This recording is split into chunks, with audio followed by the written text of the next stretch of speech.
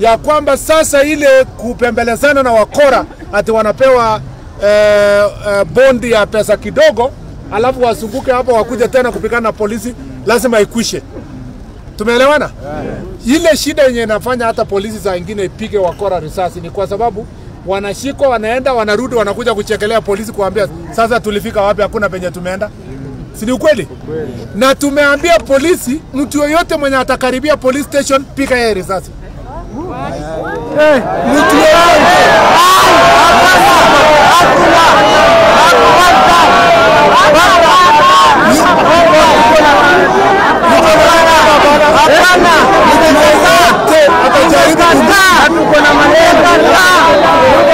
Wamsaada ni sawa, anataka kuchungwa ni sawa, mtu mwenye anaripoti wakora ni sawa, lakini mtu mwenye anajaribu kuenda kuiba bunduki ati anaenda kunyang'anya polisi bunduki,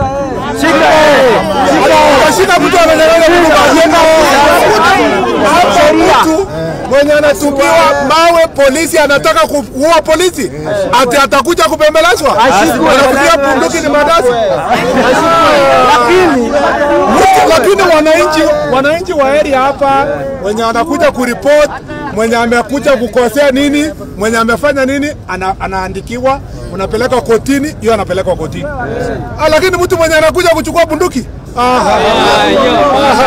lakini ati mtu atakuja ni mambo ya maandamano.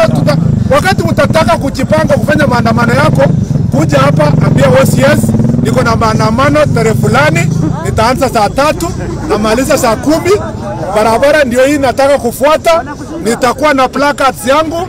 Wewe sasa jana Mombasa watu walifanya maandamano na hakuna mtu alishikwa, na tuliwawachia wakasunguka vizuri, wakatembea kutoka one corner mpaka ingine mpaka saa 10, wakaenda nyumbani, wakasalimiana na polisi, wakaenda nyumbani.